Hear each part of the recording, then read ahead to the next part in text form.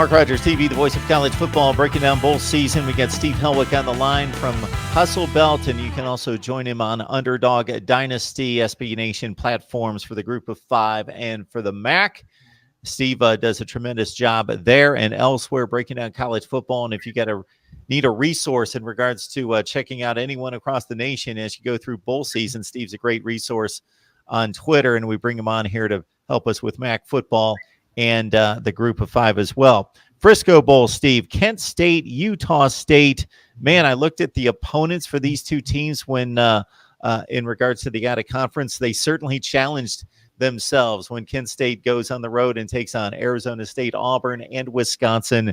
For Utah State, it was LSU and Wake Forest, a couple teams at 7-5 for the Aggies and 6-6 for the Golden Flashes. So what stands out for you as we approach this one? I was actually at the Frisco Bowl last year. It's a nice, intimate atmosphere in a soccer stadium in a suburb of Dallas. I know not too many people outside of Texas are familiar with Frisco. It's a nice suburb in the Dallas Metroplex, and this will be the third annual Frisco Bowl. The first two weren't close. Louisiana Tech destroyed SMU in 2017, and in 2018, then Ohio shut out San Diego State 27-0. In this matchup, first, we just have to give a shout out to Kent State. They are finally bowling once again. They were the doormat of college football for so long. This is only their third bowl game since 1972. They went bowling that year. They went bowling in 2012, and now they're back after a 7-year drought. In 2012, they were a win away from actually making the BCS due to that rule the BCS had where top 15 teams could automatically qualify for a bowl game. They had one loss going into the MAC championship. If they beat Northern Illinois in that double overtime game, they would have gone, but they fell and they ended up playing Arkansas State. And I think what was the GoDaddy Bowl back then and lost there. Kent State's program had been a lost cause ever since. But then they get Sean Lewis. He came from Syracuse. He was one of their offensive coaches on their staff, played tight end at Wisconsin. And Sean Lewis revitalized this program in 2 seasons, a team that was going 2-10 or 3-9 every year. In 2 seasons, he takes them back to bowl season. And as Mark mentioned earlier, with a non-conference schedule that featured Arizona State, Wisconsin, and Auburn. Those are 3 given losses for any rebuilding program. And he goes 6-3 against the rest of his schedule, beat some very good MAC teams. He beat Buffalo down the stretch. He beat Eastern Michigan, Ball State to secure that bowl eligibility late. So the fact that this team is 6-6 is amazing. And what Sean Lewis really did is he took the team's quarterback, Dustin Crum. He was nothing more than a ground option quarterback, and he turned him into a gunslinger that can throw over 300 yards a game and control the game through the air. Dustin Crum never threw this before this season, really, and he never threw prolifically. And he overtook Woody Barrett, who was the Auburn transfer who started all 12 games last year. And Crum was one of the most phenomenal players in the MAC all season, just leading that offense. And Kent State this is one of their best seasons of program history, and Sean Lewis already has this rebuild effort ahead of schedule.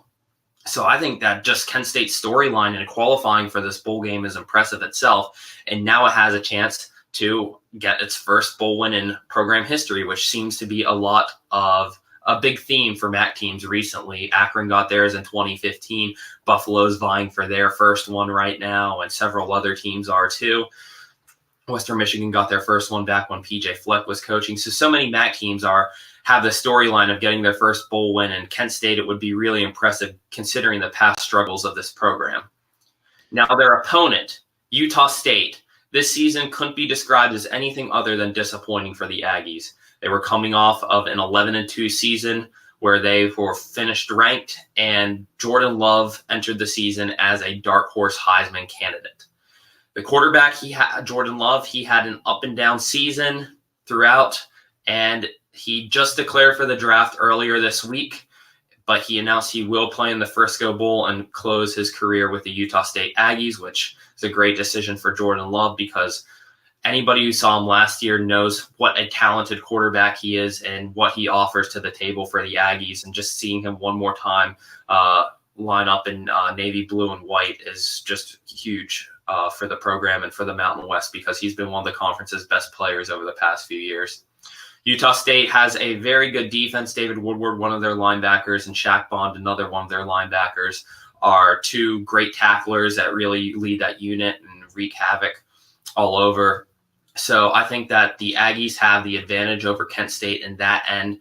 They're probably the better team. They play in a better conference, as the Mountain West was much better than one of the worst years that I've ever seen with the MAC this year. But Utah State did have some really bad losses that Kent State didn't have. Utah State got blown out by Boise State and BYU. Yes, those are both good teams, but Kent State didn't really get blown out by anyone other than Wisconsin and Auburn this season, which I would say are a step above Boise State and BYU. And Utah State also needed a game-winning field goal to beat Fresno State late in the season. Now, Kent State had some of their struggles like against an FCS team earlier in the season, but seeing the Aggies close the season in such a rough manner was hard to watch after last year's 11-2 team. Still, I think Utah State will win this matchup and has the advantage overall just because they have number 10 Jordan Love lining up on their offense. Gerald Bright is a great running back who should carry that run game.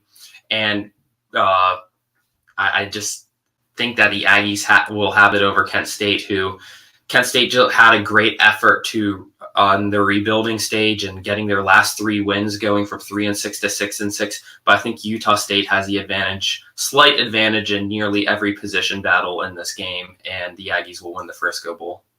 All right, Steve Helwick joining us to break down a number of bowl games. Steve, we appreciate you stopping by. Yeah, appreciate it. Thank you.